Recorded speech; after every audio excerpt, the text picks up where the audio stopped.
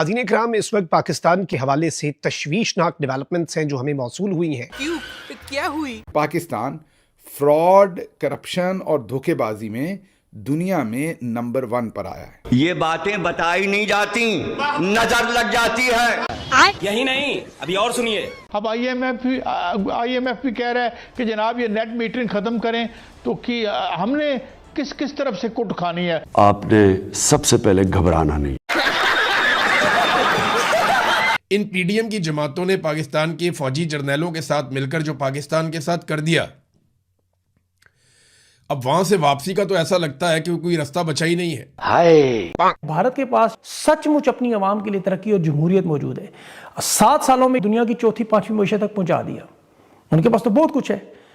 अब ये मैं तारीफ नहीं कर रहा भारत की, याद रख। अस्तगफुरुल्लाह अज़ीम, ये उम्मत का क्या हाल हो गया है। मैं सऊदी अरब से होके आया हूँ, मैं यूएई के होके, अभी मैं तुर्की होके आया हूँ, और मैंने यही कहा जब मैं आया हूँ तो आप समझेंगे शायद ये मांगने आया है। मैं मांगने नहीं आया, लेकिन मजबूरी है। हालात आपको बता दें कि कौम किस मुश्किल से गुजर रही है। लोगों के लिए रोटी खाना मुश्किल हो गया है। तालीम तो ऐसे लगता है कि अब एक लग्जरी बन गई है कि बच्चे को तालीम देना। सरकारी स्कूल भेजना भी कोई आसान काम नहीं है, उस पर भी कहीं आने जाने पर तो खर्चा होगा। तो बच्चों को अब लोग स्कूल से निकाल के अच्छा किसी काम पर डाल दें, कुछ कर दें, ये भी अभी से कुछ कमाने लग जाए। पाकिस्तान की मईशत को मैं कहता हूँ बहुत बड़ा नुकसान पहुँचाया है। वो ये है कि मेरी एक्सपोर्ट 2000 में तकरीबन 10 अरब थी, 10 अरब डॉलर। आज मेरी एक्सपोर्ट जो है वो तकरीबन 30 से 35 अरब डॉलर है।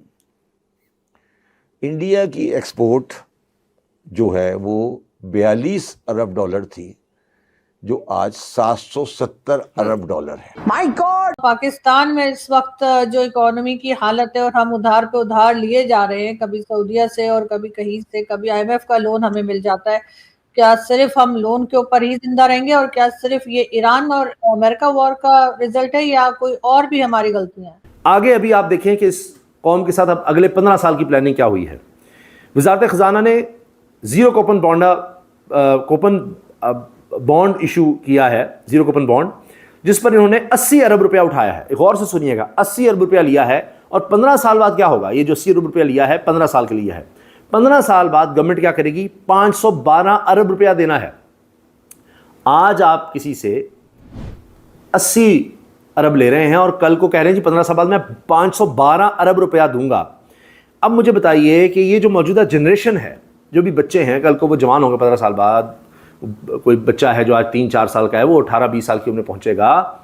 आपने उसको कितना मकरूज कर दिया है, उस नस्ल को ही और कर्जे में डबो दिया है कि जी 80 रुपये आज ले लें, हम तो अपना गुजारा कर लेंगे, हमारे जहाज भी होंगे, बाकू की सैरें भी होंगी, सारा कुछ होगा। आज कर्जे उठाकर ये सारे काम हम करते रहते हैं, बाद में देखा जाएगा। हेलो फ्रेंड्स, जय हिंद। हिंदुस्तान स्पेशल न्यूज में आपका स्वागत है। जैसा कि दोस्तों आपने क्लिप में देखा, पाकिस्तान को करप्शन परसेप्शंस इंडेक्स की ताजा रिपोर्ट में टॉप 10 देशों में शामिल किया गया है। पाकिस्तान अभी भी दुनिया के सबसे भ्रष्ट राष्ट्रों में से एक है, जो भ्रष्टाचार सूचकांक में सुधार करने में विफल रहा है। और ये भिखारिस्तान पाकिस्तान चला है ईरान अमेरिका वॉर की मीडिएशन कराने। भिखारिस्तान पाकिस्तान की मीडिया के सपने तो देखो, दुनिया का फैसला पाकिस्तान से होगा। आईएमएफ रोज इनको जूते मार रहा है। पाकिस्तान में आर्थिक बदहाली से अर्थव्यवस्था चौपट होती जा रही है। आम लोगों को खाने के लाले पड़े हैं। पाकिस्तानी हुक्मरान बड़े बड़े देशों से आर्थिक पैकेज की भीख मांग रहे हैं। वहीं भारत में पाकिस्तान प्रेमी लोगों को पाक के बिगड़ते हालातों की वजह नहीं समझ आ रही है। ऐसे में ट्रांसपेरेंसी इंटरनेशनल की रिपोर्ट से इस वजह को समझा जा सकता है। तो चलिए आगे इसी टॉपिक पर वीडियो देखते हैं। अगर चैनल पर नए हैं तो प्लीज चैनल को सब्सक्राइब कर लें और वीडियो को लाइक करके कमेंट में अपनी राय जरूर लिखें। देखिए, ईरान जो अमेरिका की जंग है ना, उसको प्राइमरीली हमारी हुकूमत जो है वो एक बहाने के तौर पे इस्तेमाल कर रही है। इंडिया में तो प्राइसेस नहीं बढ़ी, बांग्लादेश में तो कोई इतना उन्होंने वो नहीं किया कि जी एकदम से इतनी प्राइसेस बढ़ा दी हों। ये बेसिकली हमारी जो इकॉनमी है वो it's going down the drain, बहुत बुरे हालात में है। और ये हमारी जो इस वक्त हमारी जो रियासत है मुकम्मल तौर पे ये आईएमएफ की गिरफ्त में है, और वो डिक्टेट करते हैं, वो इनको मुख्तलिफ इन पे शराइत आयद करते हैं। जैसे अभी वो कह रहे हैं जी कि आप जो बेस्ट प्रोग्राम है बेनज़ीर इनकम सपोर्ट प्रोग्राम, उसमें आप इंक्रीज़ करें, 5-5 हज़ार रुपये बढ़ाएं इसमें। और आप देखें कि ये जो प्रोग्राम है, ये सुनने में आ रहा था कि ये इसको प्रोविंसेस को ट्रांसफ़र किया जा रहा है, इस प्रोग्राम को फेडरल लेवल पे इसको ख़त्म किया जा रहा है। और अब ये बढ़ाने की बात हो रही है जी कि इसमें पैसे बढ़ा दिए जाएंगे। तो IMF हमें डिक्टेट करता है कि आप इंटरेस्ट रेट कम करें, इंटरेस्ट रेट ज़्यादा करें, आप सब्सिडीज़ कम करें, आप अपने अफसरों को कहें जी कि अपनी जो वेल्थ स्टेटमेंट्स हैं वो सबमिट करवाएं। तो बहुत ज़्यादा अब IMF की इन्वॉल्वमेंट हो चुकी है हमारी इकॉनमी में। तो अब देख लें ये जिस तरीके से इन्होंने फ्यूल प्राइसेस बढ़ाई हैं, अब ईरान क्राइसिस जो है उससे ये इतना इम्पैक्ट तो नहीं हुआ, उसका सप्लाईज तो जारी हैं। ये खुल के बताएं ना कि क्या वजह है, क्यों इतनी प्राइसेस बढ़ा दी गई हैं। ये जो लेवीज़ हैं ख़ास तौर पे, लेवीज़ क्यों इतनी बढ़ाई गई हैं? यानी 1 लीटर पे 117 रुपये तो लेवी है, किस बात की, और वो पैसा कहाँ जा रहा है? यानी जो ये पैसा लेवीज़ का जो होता है, ये फेडरल कंसोलिडेटेड फंड में नहीं जाता, ये आगे प्रोविंसेस को ट्रांसफ़र नहीं होता, ये फेडरल गवर्नमेंट के पास जाता है। तो फेडरल गवर्नमेंट इस पैसे का क्या कर रही है ये? और जो मुसलसल कर्जे लिए जा रहे हैं, ये पैसा कहाँ जा रहा है? कुछ अपनी हर चीज़ इन्होंने छुपाई हुई है, हर चीज़ पे पर्दा डाला हुआ है। आम बंदे को पता नहीं है, उसकी एक्सेस नहीं है इन्फॉर्मेशन तक, उसको बताया नहीं जाता, इन्फॉर्मेशन शेयर नहीं की जाती।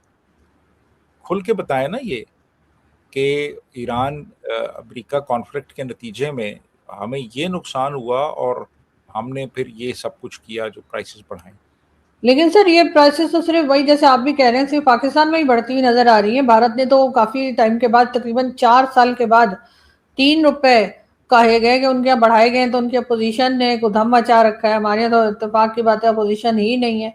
तो ये तो नहीं कहा जा सकता कि अगर कुछ भी प्रॉब्लम आ रही है तो वो सिर्फ और सिर्फ ईरान और अमेरिका वॉर की वजह से। कहीं ना कहीं IMF से हर गवर्नमेंट आके कहती है हम निकल जाएंगे, लेकिन निकलते नहीं है।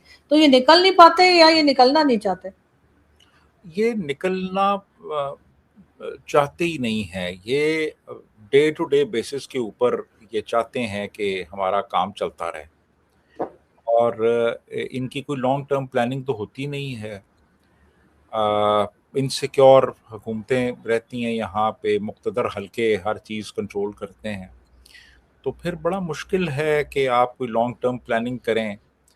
तो ये बस डेली बेसिस पे ये तब्दीलियाँ करते रहते हैं कि आज चलो ये प्राइस कर देते हैं, तो कल फिर देख लेंगे और परसों फिर देख लेंगे, और फिर इस तरीके से मुल्क का निज़ाम चलाया जा रहा है बग़ैर किसी लॉन्ग टर्म प्लानिंग के, बग़ैर किसी विजन के, किसी इनसाइट के। बस ऐसे ही चल रहा है जी। कोई इनमें कहता है कि जनाब रिकॉर्ड पाकिस्तान में तरक्की हो रही है, मुआशी कामयाबियों के हम झंडे गाड़ रहे हैं। शहबाज शरीफ को सुने, एहसन इकबाल को सुने, फील्ड मार्शल को सुने, तो ऐसा लगता है जैसे पाकिस्तान से आगे कोई और मुल्क पूरे खित्ते में जा ही नहीं रहा। लेकिन आप इकॉनमी में देखें, पाकिस्तान सबसे बुरा परफॉर्म कर रहा है। आप कर्जे लेने की रफ्तार देखें, पाकिस्तान की सबसे ज़्यादा है। गैर मुल्की सरमायाकारी पाकिस्तान में सबसे कम आ रही है, सारे रिकॉर्ड टूट गए हैं। बेरोज़गारी की शरह हो या गुर्बत की शरह हो, पाकिस्तान में लगातार बढ़ती चली जा रही है। महंगाई पाकिस्तान में खित्ते में सबसे ज़्यादा है, और हमने जंग के बाद पेट्रोलियम मसनूआत की कीमतें पूरी दुनिया में सबसे ज़्यादा बढ़ाई हैं। तो इन सारी चीज़ों को इकट्ठा करें तो हम तो एक फेलियर की तरफ जा रहे हैं। लेकिन फील्ड मार्शल और उनकी टीम बार बार ये कहती है उन्हें कामयाबियाँ मिल रही हैं। अब चूंकि भारत की मईशत बहुत बड़ी है, उनके पास पैसा बहुत है, IT सेक्टर है, गैर मुल्की सरमायाकारी है, वो फंड्स दे सकते हैं।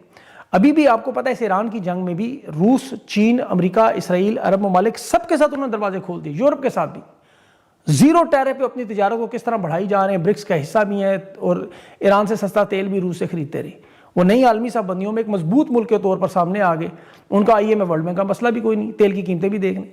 यहाँ फील्ड मार्शल शहबाज शरीफ की हुकूमत ने एक कामयाबी 4 साल में हासिल की। 3 साल से इमरान खान को जेल में रखा हुआ है।